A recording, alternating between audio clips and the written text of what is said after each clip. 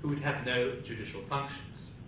Lord Irvine, who was the Lord Chancellor, was standing down to be replaced by Lord Faulkner, who would become the temporary holder of that office until it was abolished.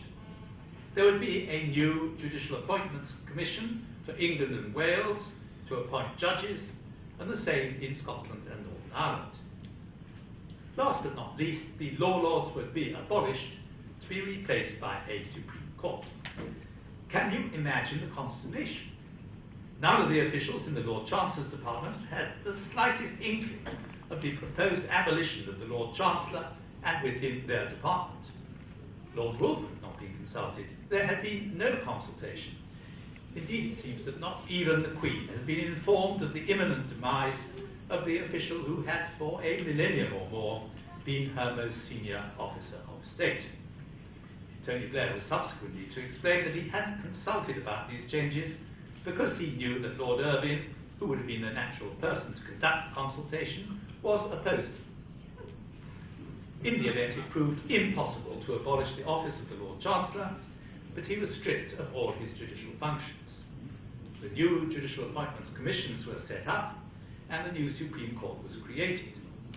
This took a bit of time. Indeed, it took no less than 6 years to identify a suitable building, the old Middlesex Guildhall, ideally placed opposite the Houses of Parliament and next to Westminster Abbey, to obtain planning permission and to convert it into the new Supreme Court. What was the object of this rather expensive exercise? It was the final step in the establishment of the separation of powers in the United Kingdom. The Law Lords had, in fact, operated as a Supreme Court that was totally independent of the legislature and the executive, but it was not perceived as such. Indeed, so far as the man in the street was concerned, it wasn't perceived at all. He had no idea who the Law Lords were or what they did. It was very difficult for the public to find their way to the committee rooms where the Law Lords sat, and the ceremony of delivering judgment, which I described, was incomprehensible to anyone who attended it, but no one ever did, apart from the mandatory bishop. It was important that our final Court of Appeal should not only be independent, but be seen to be independent. I believe that we have achieved that objective. Our magnificently refurbished building has an open door, and we are already attracting 300 visitors a day, and I gather we also attracted a lot of those who are here this evening, and I hope that you enjoyed your visit. Our website has 19,000 visitors a month from all over the world. Uniquely in the United Kingdom, all our proceedings are filmed by cameras that are permanently in place, and we permit the media to broadcast them if they wish. It's fair to say they didn't show great eagerness to do so, except when we were delivering judgment in high-profile cases. When we do this, the judge responsible for the lead judgment gives a very short summary of what the case was about and our decision, and this often goes straight out on the national news. But recently, Sky have asked permission, and we have granted it, to broadcast our proceedings live on their website. And so now anyone who wants to see what is going on in our courts can do so as our hearings progress. Because we no longer have to give individual speeches, we are experimenting with different forms of judgment, trying to avoid a plethora of individual judgments. Our courtrooms are designed to preserve the informality that we enjoyed when we sat in committee rooms in the House of Lords. We sit on the same level as the advocates and in close proximity to them. My colleagues were adamant that we should continue to wear no judicial gown. It's fair to say that in a minority of one, I would have opted for a simple black gown, but there you are. We control our diet because we decide which appeals we are prepared to hear, and that diet consists largely of public law cases, though our jurisdiction extends to every area of the law. A number of my colleagues didn't wish to leave the House of Lords, but none of us would go back now.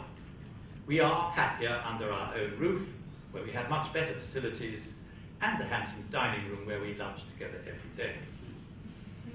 Before the Supreme Court opened its doors, appeals to the Judicial Committee of the Privy Council were heard in Downing Street in an elegant court designed for the purpose. We now have a dedicated Privy Council court in our building, where we sit wearing a different metaphorical hat as a judicial committee of Her Majesty's Privy Council. a surprising number of our ex-colonies decided to keep an appeal to the Privy Council on gaining independence, and about a third of our sitting time is devoted to hearing Privy Council appeals. Has the change from the law lords to justices of the Supreme Court made any difference? We're doing almost precisely the same job that we did when we were law lords, which is acting as the final court of appeal for England and Wales, Scotland and Northern Ireland, save that there is not and never has been any appeal from Scotland in criminal matters. Some predicted that once we had our own court, we would be more assertive and more inclined to challenge government action. I don't believe that this prediction has yet been borne out. Before the move, the law lords had shown themselves quite prepared to give judgments adverse to the government or Parliament, as demonstrated by the case of A and a number of subsequent cases dealing with control orders, where the Lords held that the government's anti-terrorism legislation infringed the Human Rights Convention. There has, however, been a growing number of challenges to government action brought under the Human Rights Act. That Act requires a court, including the Supreme Court, to take account of the jurisprudence of the Strasbourg Court.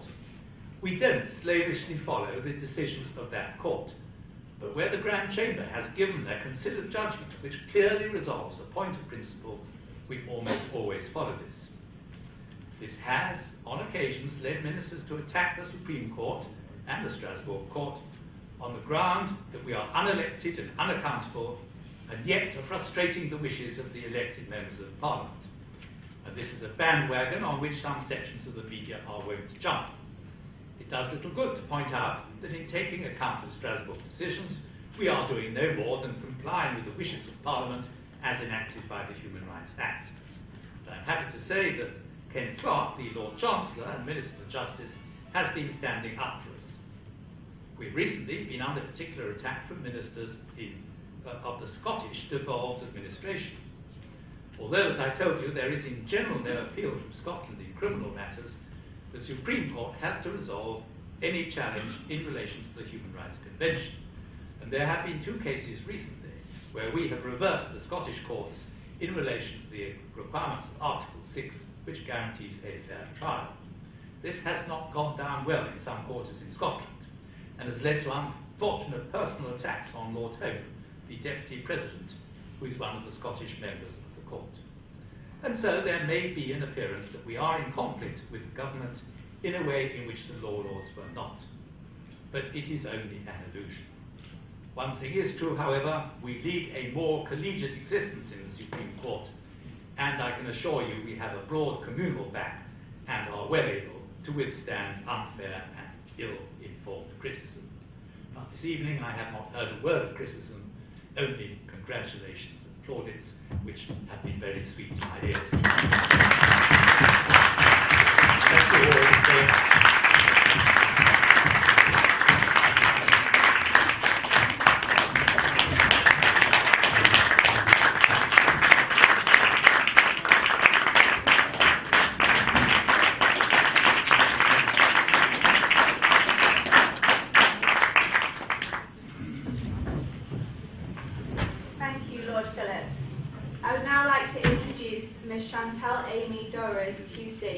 Who will be presenting a vote of thanks on behalf of the Bar Council of England and Wales.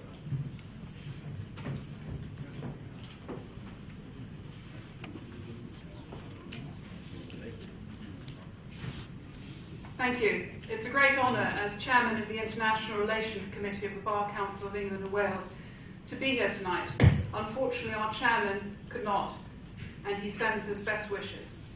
I've been asked, by way of thanks, to say a few words on the relationship between the executive, the judiciary and the legislature, a perspective from the bar. The relationship between these three is multifaceted, and there is no one rule or model which fits all countries.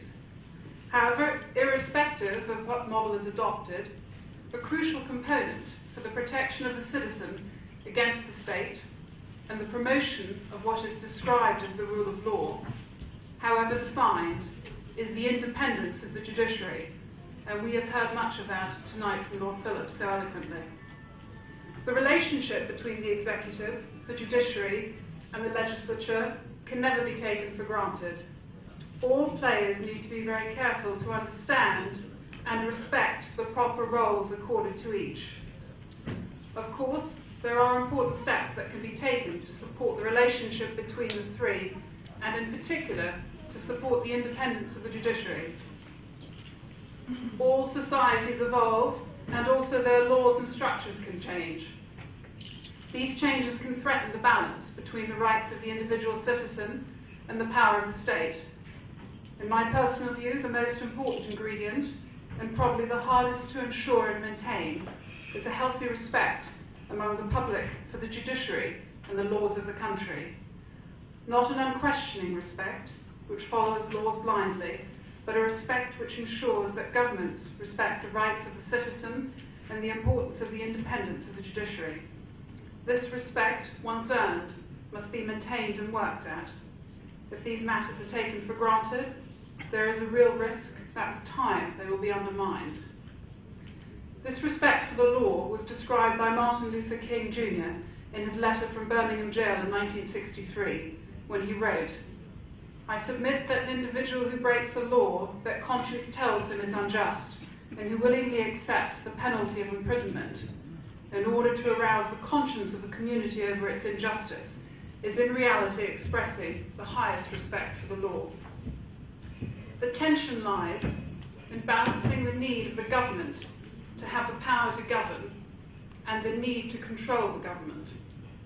James Madison put it rather elegantly in 1788 in his 51st Federalist paper: "If men were angels, no government would be necessary."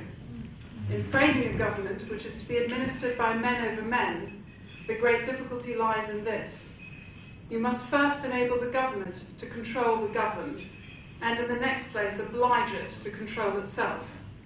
In short, as you have heard much about in this conference, the rule of law underpins the separation of powers, or the balancing of powers, as the relationship between the executive, legislature and judiciary can be more accurately described under the British Constitution. I want very briefly to consider the role of the independent bar in supporting the rule of law and an independent judiciary. The existence of an independent judiciary is undoubtedly the cornerstone of a free society. The US Chief Justice John Marshall said in 1830 that the judicial branch comes home in its effects to every man's fireside. It passes on his property, his reputation, his life, his all. Is it not to the last degree important that the judge should be rendered perfectly and completely independent, with nothing to influence him but God and his conscience? The role of the bar is both to support the independent judiciary and to facilitate access to the courts and hence to justice. How we manage this is perhaps for others to judge, but in an ideal world, the lawyer does this in a number of ways. He informs his clients about laws and remedies. He represents his clients in the courts without fear or favour.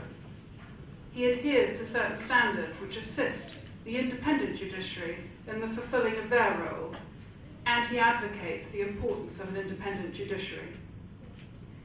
In so doing, the lawyer plays an essential role in the administration of justice and in the upholding of the rule of law. For example, in the United Kingdom, the Code of Conduct for the Bar of England and Wales expressly obliges the barrister, as a fundamental principle, to act with independence in the interests of justice. He must assist the court in the administration of justice and must not deceive or knowingly or recklessly mislead the court. Similarly, the IBA standards for the independence of the legal profession acknowledge the independence of the legal profession constitutes an essential guarantee for the promotion and protection of human rights and is necessary for an effective and adequate access to legal services. These IBA standards also, in my view rightly, state that the legal profession is responsible for educating the members of the public about the principles of the rule of law, the importance of the independence of the judiciary and the legal profession, and to inform the public about